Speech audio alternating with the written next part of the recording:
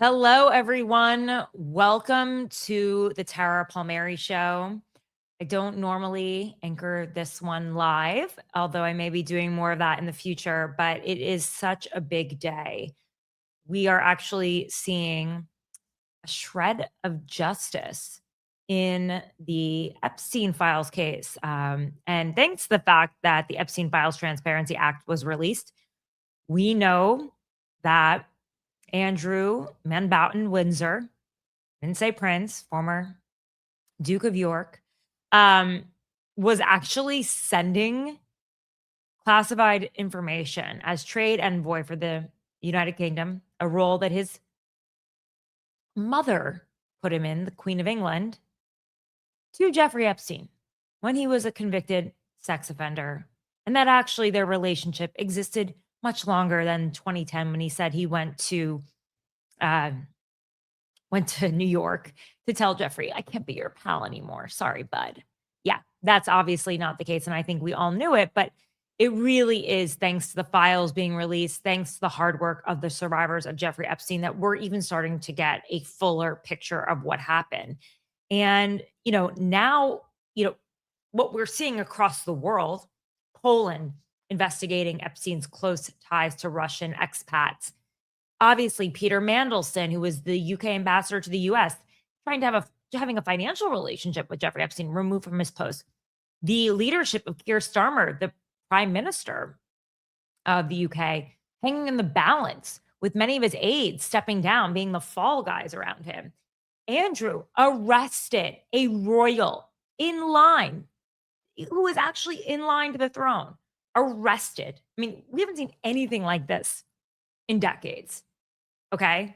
Not decades, centuries. I don't know.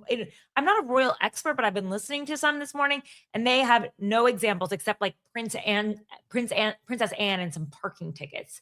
But this is serious and it really threatens the monarchy, which is hanging by a balance because the monarchy is based in trust. That is what this is all about, is the trust that the people feel for the crown, and they represent the country. That's why being the trade envoy was such a big position. And here he is taking classified information that could enrich Jeffrey Epstein and frankly harm the economy of the British people and handing it over to this convicted sex offender. And so we're going to go through all of that and more. And I see you're sending some questions in, and please keep doing it. I see Jessica says maybe Pam Bondi can learn from this. Yeah, that's the thing. I mean, if there's a press conference today and Pam Bondi had to answer questions, I think the first question would be, why are we seeing some action towards justice in other countries and nothing in the United States? President Trump's always like, I'm exonerated. That's what the Epstein files prove, not that there are so many more leads that haven't been explored and still need to be explored. So thank you to everyone who's shown up. I just want to go over what he's been arrested on. Suspicion of misconduct in public office. That is what the police said. That is why they arrested Andrew Mountbatten Windsor. Now, let's not forget that there have been allegations that he used Scotland Yards and his security to try to get information on a survivor of Jeffrey Epstein who accused him of abuse. I personally, in my interviews with survivors of Jeffrey Epstein, they remember meeting Prince Andrew. One of them said she remembered that he was holding a puppet that was grabbing her breasts and that they were sitting on his lap. And it was all fun and folly. And as you can see from all of the emails that have been leaked, Prince Andrew was very much aware of what his pal Jeffrey Epstein was about, what his modus operandi was. It was about women, young girls. And, this was a huge part of his life. This was his friend. And this was his way of, making high level contacts, traveling around the world without having to pay for anything. Because as we know, the monarchs don't like to pay for much, and to live this high flying lifestyle as a playboy while also being covered by the British monarchy. So King Charles III, his brother, issued a statement saying that he learned, quote, with the deepest concern of the arrest of his youngest brother and stressed that the law must take its course. And it's interesting because, the crown, when they're asked about this, whoever it is, Kate or Prince William, they often, turn to the survivors of Jeffrey Epstein because that's all they can do. They know what a stain this is on the country, on the on all of them, you know. So that is what we are going through right now. I'm going to get you some more information and answer some of your questions. Thank you to everyone who's joined. Thank you to, of course, everyone who has been supporting this channel as we keep reporting. I mean, like, that's the thing. For so many people who want this story to go away, it's like this story is bigger than Watergate. The files have proven that these connections are deeper, and the lies from public officials all the way at the top, like Prince Andrew and like Howard Lutnick, the Commerce Secretary, said, I went to his house once with my wife. They were neighbors, by the way. Nothing else. He was creepy. We walked out. And now we know that he was trying to go to the island with his family. And then Elon Musk, the files are going to destroy Donald Trump. Jeffrey Epstein's dirty, blah, blah, blah. Jeffrey, I want to see girls. Can I come to the island? This is like on Christmas. I mean, all of these guys have just been lying about their relationships with Jeffrey Epstein. Why is Dr. Oz inviting him to a Valentine's Day party in 2016 after he was arrested in 2008? So many questions. Fergie, who, distanced herself, but then apologized for it. Fergie is the Duchess of York, for those who don't know. That was the former, the ex-wife, of Andrew, and, wanting money for her charities. It's all so convoluted and disgusting. I tried to get Andrew Lowney on the show. If you remember him, we had a really great conversation with him about his book entitled about Prince Andrew. And a big part of it is about his relationship with Jeffrey Epstein, because it is so integral as part of his life. This is his book is incredible, although passages of it have not been published in the US. I'm not even sure that it has been published in the US yet, because he makes allegations that draw in the president, Melania Trump, Epstein, how they may have met. And the publishers decided not to publish it. That's the fear around this story. So let's keep going. I do want to tell you a little bit more about this arrest. Officers were pictured arriving at the Mountbatten Windsor's home at Sandringham. So he had to leave some of the royal residences when he lost his I think it was a flat he had in London when he first lost his title over the summer. But it's King Charles's estate in Norfolk, and it's still very beautiful. I mean, it's not like he's living in poverty. He doesn't really still, has a stipend or money he gets from the British public. Police previously said the force was reviewing allegations that a woman was trafficked to the UK by Jeffrey Epstein to have a sexual encounter with Mountbatten Windsor. She claims also that she got a tour of the palace, Buckingham Palace, afterwards. Interesting, right? And the claims also include that he shared sensitive information with Jeffrey Epstein while serving as the UK's trade envoy. So how long can they really hold him? Well, in England and Wales, police can hold suspect in most cases for up to 24 hours before they have to formally charge the person with a crime or release them. The longest that Andrew could be held is 96 hours. I think it's worth noting that today is Andrew's birthday. And in order for police to increase that time, they can hold Andrew to 36 hours or even longer as 96 hours. It would require extensions from senior officers as well as the magistrate's court. So we have to assume that he's been called in for questioning, or at least been booked at the very least. Police can release suspects on bail if there's enough evidence to charge the person. Suspects do not have to pay to be released on police bail like in the United States, but they are required to return to the station for further questioning when asked. I wonder if he is now unable to leave the country because of this. We'll have to figure that one out too. So he's been charged with, well, not charged yet, but he's been arrested under suspicion of misconduct in public office under English law. So what does that mean? It is, quote, serious willful abuse or neglect of the power or responsibilities of the office held. And so there must be a direct link between the misconduct and an abuse of those powers or responsibilities according to the prosecution service guidance. Now, going on trips around the world to Singapore, Vietnam as trade envoy, and then forwarding that information to Jeffrey Epstein sure sounds like it, but we'll see what the police come up with.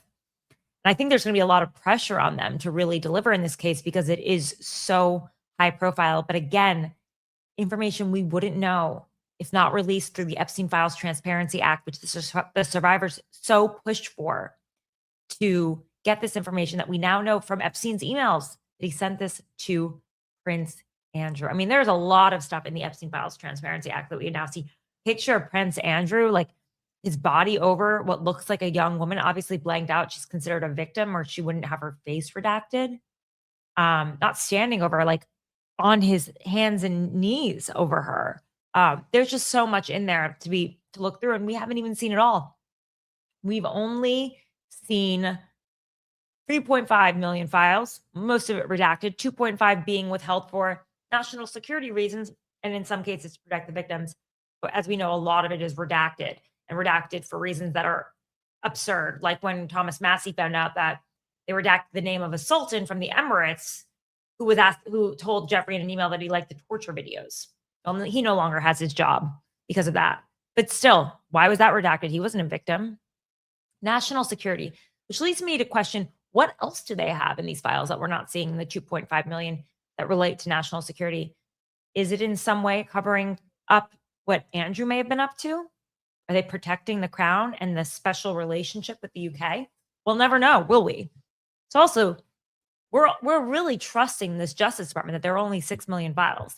The same Justice Department who has not moved forward at all to prosecute anyone else in this case outside of Glenn Maxwell.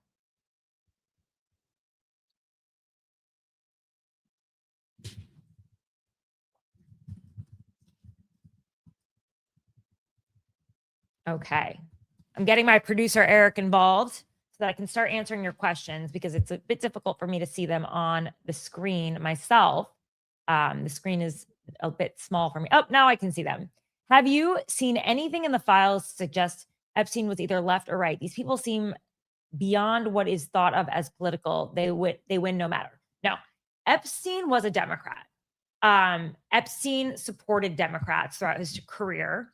And not career, what am I saying? I mean, he was a con artist. I wouldn't call that a career.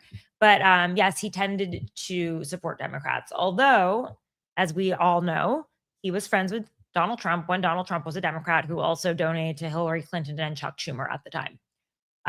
So that was Epstein's political persuasion, although I think power, money, access went above all of that. And, he really started to gain influence during the Clinton years. He was very close with the Clintons. But when he was arrested and served time in prison, it was during the George W. Bush administration. And he hired Ken Starr and Jay Lefkowitz, prominent Republican attorneys, to handle the case. And it went all the way up to the attorney general in the Bush administration. And they were able to work out some sort of deal. So I think he really rises above party. It's about power, money, access, and possibly blackmail.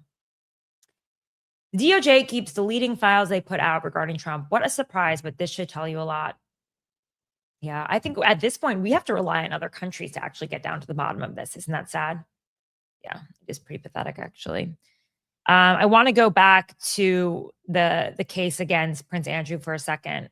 Sally says, proud of my country today. Lock him up.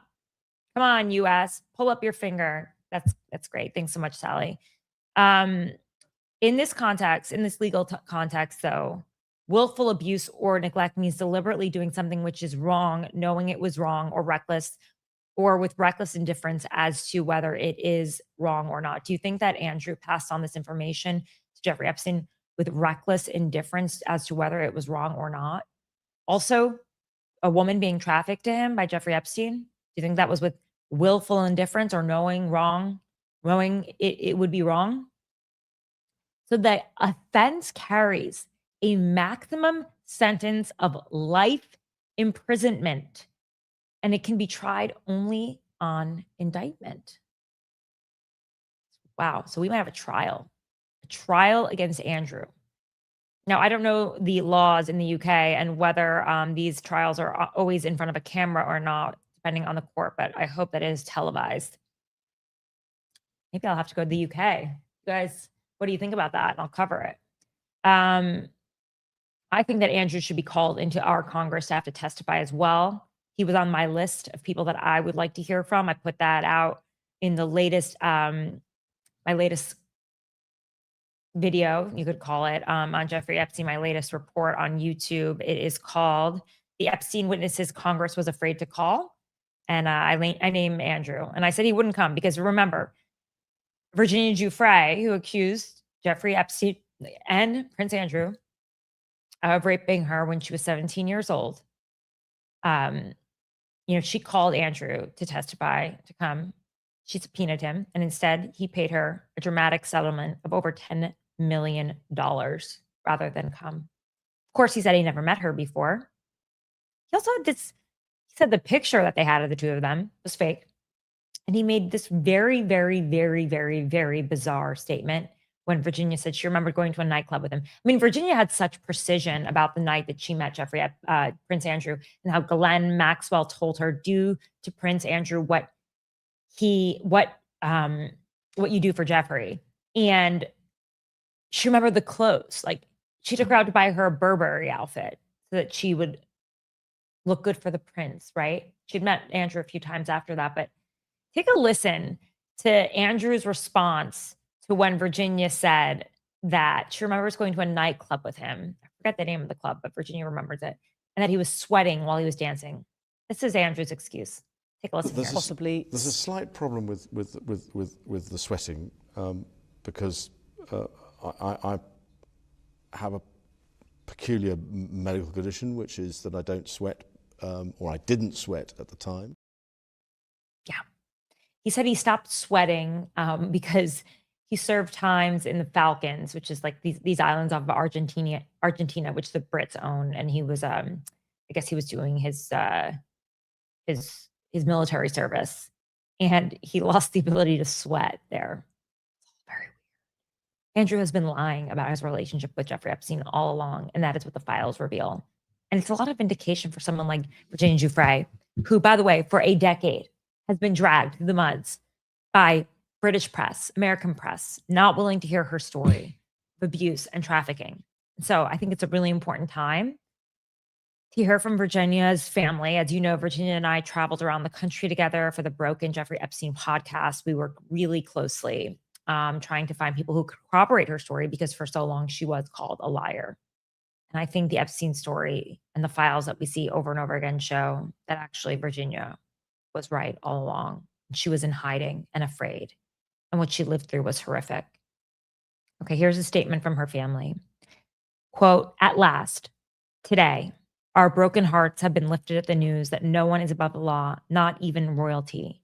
On behalf of our sister, Virginia Roberts Giuffre, we extend our gratitude to the UK Thames Valley Police for their investigation and arrest of Andrew Mountbatten Windsor." I just want to let that sink in for a minute, because it's really important. And to know that really the first person to talk about the connection between Jeffrey Epstein and Prince Andrew was Virginia. And she was called a teen slut. She was dragged through the mud. She was harassed. She had to live in hiding in Australia. And thank you for all the people who are sending in the butterfly, the blue butterfly. That was Virginia's sign. I'm sad that she's only getting this sort of vindication in death. But yeah, it's a big day. It's a big day for her family. It's a big day. Now, of course, these charges don't have to do with Virginia, and anything can come up in discovery, right? If he's actually tried, there's a case.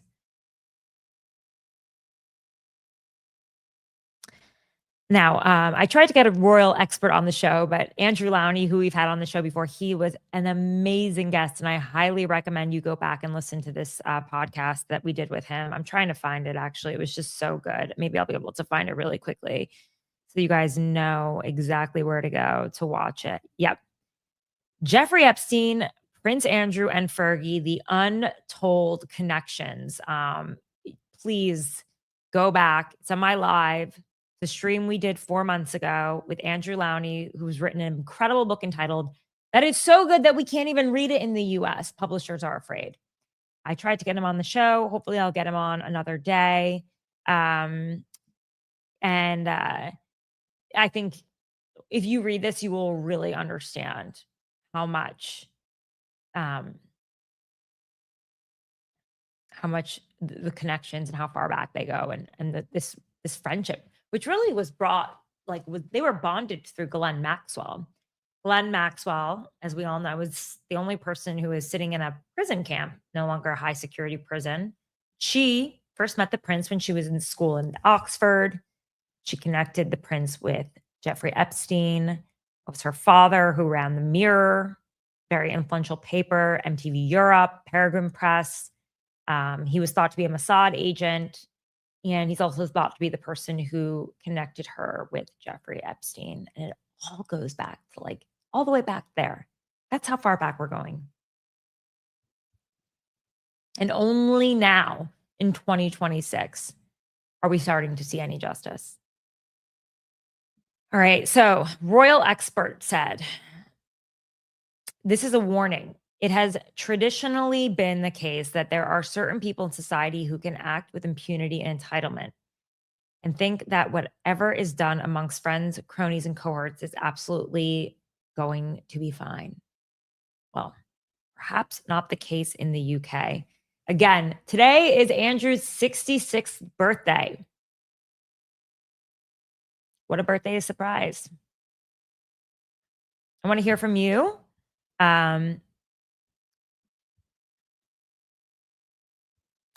Someone asked, why is this not taken over by Interpol? And I think that's a really good question, because Interpol obviously is a security agency, a police agency that moves throughout Europe and throughout other countries. And perhaps it is being taken up.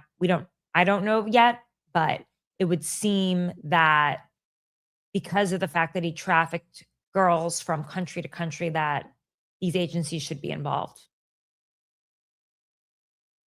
Why do rich pedophiles have more protection in America than petty thieves?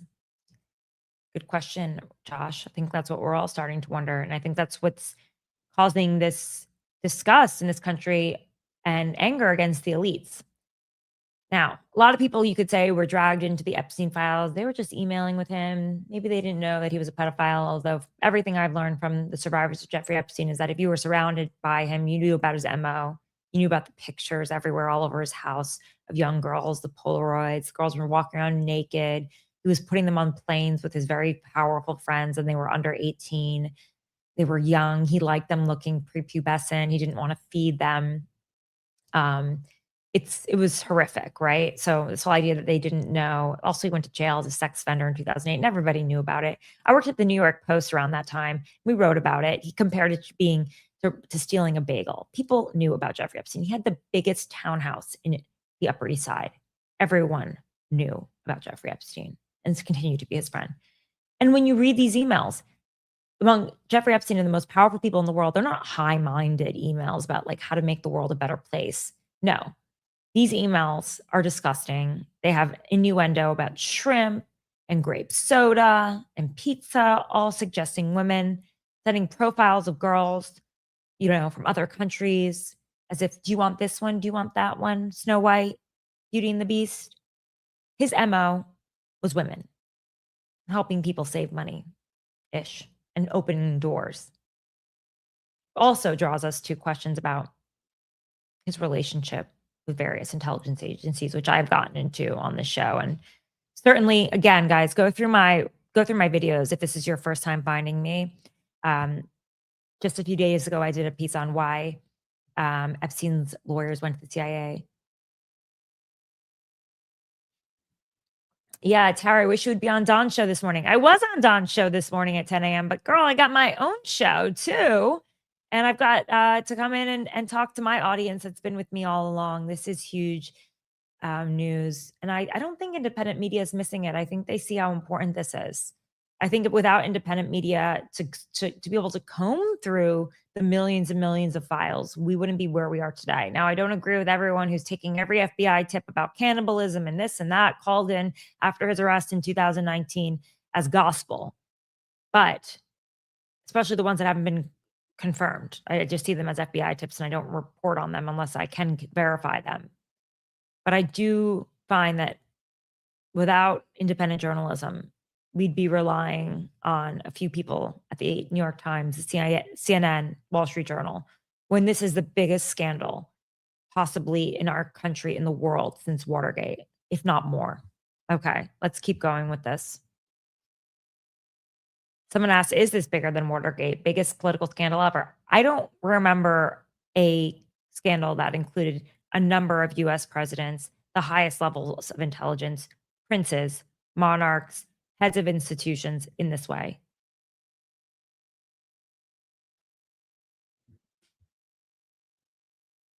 Would today have happened without Virginia? No way. Definitely not. And she suffered so much to be heard. She really suffered to be heard. We'll see if they actually get him on the trafficking charges.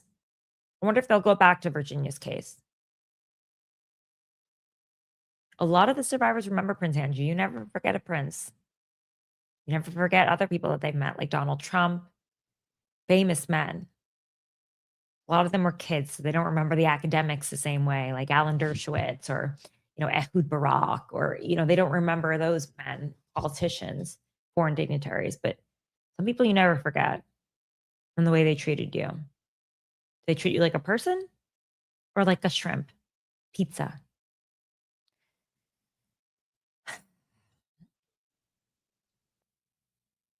A lot of people are asking how this, thank you so much for your support, Holly. Appreciate it. This is what keeps me going, and I appreciate everyone who's tuned in and subscribing and this very generous very generous donation. And again, like, tell your friends, please keep us going.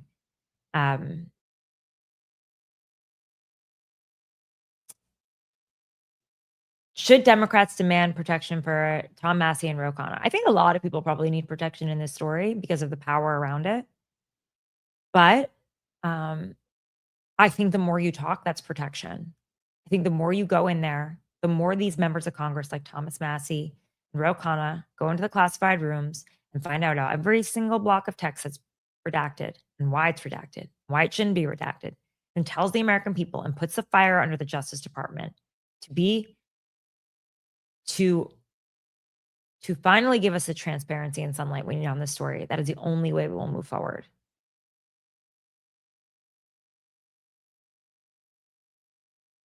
A lot of people are asking about how this connects to Trump. Okay. Donald Trump was very close friends with Jeffrey Epstein in the 1990s and into the early 2000s. Virginia Giuffre remembers meeting Donald Trump.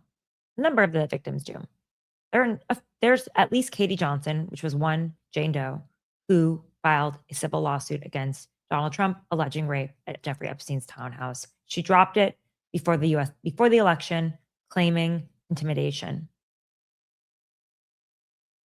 I asked Michael Cohen, his fixer at the time, about this. He said he didn't remember Katie Johnson, but another case involving a young Jane Doe that Trump told him was bullshit and to handle it. And he sent a private investigator, and that was handled, apparently. Another case that I would say sounds like intimidation in handling it. Will this ever get to President Trump? He says he's exonerated 3,300 mentions of him in the files that we've seen so far that we know of because we can't really trust the redactions. But he says the Epstein files exonerate him.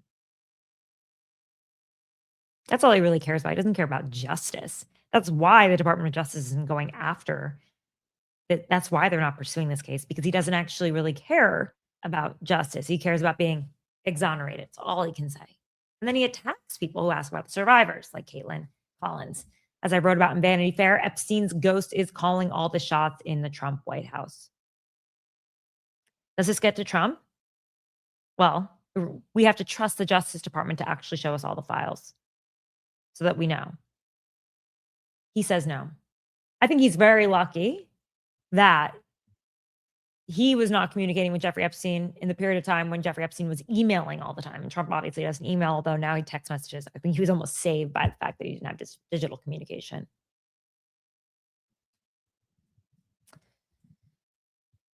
Virginia is on the record as being trafficked to Les Wexner, Allison says. Of course, he proclaimed his innocence yesterday. Your thoughts?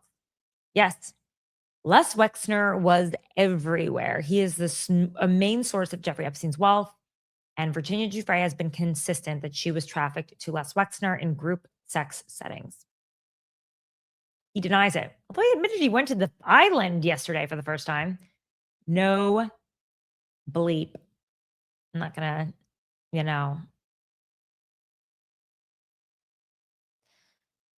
I don't see how you could be friends with Jeffrey Epstein. And I don't know. And because so many other survivors have said that they were in traffic to other men and not know what he was about and what he was up to. I'm not saying all these men participated in sex crimes, but I think we have to seriously listen to the survivors and not just consider their word as hearsay and gossip, like the way the Justice Department has treated them since 1996, when Maria Farmer put in the first call to the FBI and was ignored.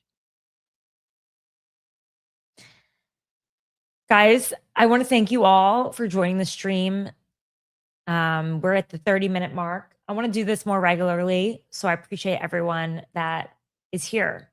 And so please subscribe, join the channel, go to tarapalmeri.com, sign up for my newsletter, The Red Letter, how you can get my exclusive reporting, support independent journalism. As you can see, the numbers on my channel are not so super high anymore. Perhaps the Epstein story is being downgraded in the algorithm, or people don't care, or people burnt out. But I think we have to keep going, and it's with you and your help, and that's how we do this. And so we're going to stay on it. And I thank you all for everything and for the support, and you keep me energized. When I wake up in the morning and I'm like, wait, what? Justice? Well, we'll see. Still a long way to go. Stick around while we track it all. And I thank you all. You guys are my strength, and the survivors and everyone else. So be well.